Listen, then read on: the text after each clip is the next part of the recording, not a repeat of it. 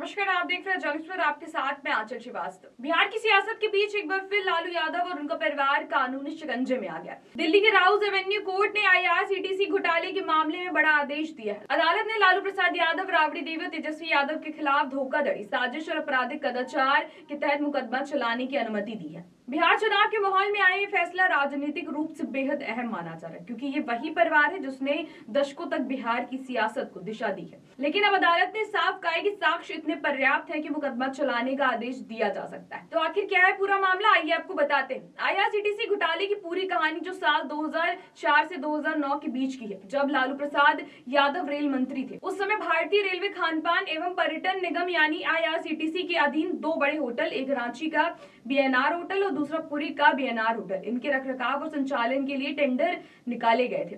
CBI का आरोप है कि लालू यादव ने रेल मंत्री रहते हुए इस टेंडर प्रक्रिया में हस्तक्षेप किया है, शर्तों में बदलाव कराए हैं और एक विशेष company Sujata hotels private limited को फायदा पहुंचाया। और आपको बता दें, इस कंपनी की मालकिन थी लालू प्रसाद यादव की पत्नी राबड़ी देवी। अदालत के अनुसार लालू यादव ने अपने पद का दुरुपयोग करते हुए विजय कोचर और विनय कोचर नामक व्यापारियों से कम कीमत पर जमीन के टुकड़े खरीदवाने की साजिश रची और बाद में इन जमीनों पर प्रभावी नियंत्रण और अपने परिवार राबड़ी देवी और तेजस्वी यादव को सौंपने की योजना बनाई। यानी अदालत के शब्दों में ये एक सुनियोजित साजिश थी। कोर्ट ने कहा कि लालू यादव ने लोक सेवक के रूप में अपनी शक्ति का दुरुपयोग किया है, टेंडर प्रक्रिया में हेरफेर की और अपने प्रभाव का इस्तेमाल करते हुए सरकारी संपत्तियों को निजी हितों के लिए इस्तेमाल किया। नतीजा सरकारी खजाने को हुआ नुकसान और लालू परिवार को मिला सीधा फायदा।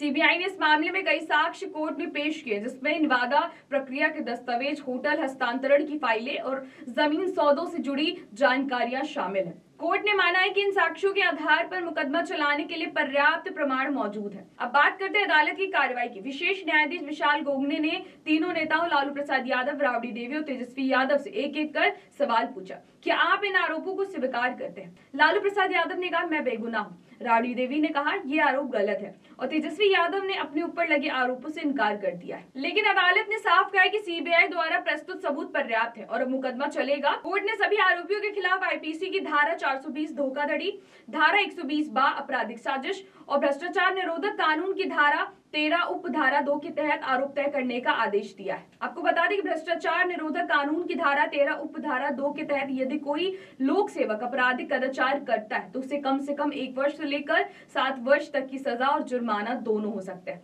अब सवाल उठता है कि क्या ये मामला सिर्फ कानूनी है या इसका राजनीतिक असर भी गहरा पड़ने वाला है। बिहार में चुनावी माहौल है और तेजस्वी यादव खुद विपक्ष के सबसे बड़े चेहरे। ऐसे में अदालत का ये फैसला आरजेडी के लिए बड़ा झटका साबित हो सकता है। वही बीजेपी और एनडीए के नेता इसे भ्रष्टाचार की परंपरा बताकर चुनावी मुद्दा बना सकते हैं। लेकिन दूसरी तरफ आरजेडी समर्थक और लालू परिवार का कहना है कि ये मामला राजनीतिक प्रतिशोध का परिणाम है। उनका कहना है कि लालू यादव को निशाना बनाया जा रहा है क्योंकि उन्होंने हमेशा सत्ता में बैठे लोगों के खिलाफ आवाज उठाई है। अब देखना ये होगा कि मुकदमे की सुनवाई के दौरान क्या नए साक्ष्य सामने आते हैं और क्या सीबीआई लालू परिवार के खिलाफ अपने आरोपों को अदालत में साबित कर पाती। अदालत के इस फैसले ने एक बार फिर से सवाल खड़ा कर दिया है कि क्या राजनीति में सत्ता और पद का दुरुपयोग आम बात बन गई है और क्या बड़े नेता कभी इस सिस्टम की जवाबदेही से बच पाएंगे। क्योंकि सवाल यही है, अगर देश के शीर्ष नेता ही कानून से ऊपर समझे जाने लगे तो न्याय व्यवस्था में जनता का भरोसा कैसे कायम रहेगा। बिहार की सियासत में अब एक नई कानूनी जंग शुरू हो चुकी है। एक तरफ अदालत में आरोप तय हो चुके और दूसरी तरफ सियासी गलियारों में इस फैसले की गूंज सुनाई दे रही। अब देखना ये होगा कि आने वाले दिनों में इस मुकदमे की दिशा क्या मोड़ लेती है। क्या लालू परिवार बरी होगा या फिर कानून का शिकंजा और कसता जाएगा। फिलहाल अदालत ने साफ कर दिया कि साक्ष्य मौजूद है और न्याय का पहिया रुकने वाला नहीं है। तो ये था आईआरसीटीसी घोटाले पर अदालत का बड़ा फैसला। तो आपको क्या लगता है, ये न्यायिक कार्रवाई है या राजनीतिक साजिश? तो ऐसी देश और दुनिया की बड़ी खबरों पर नजर रखने के लिए आप जुड़े रहिए जन एक्सप्रेस के साथ। नमस्कार।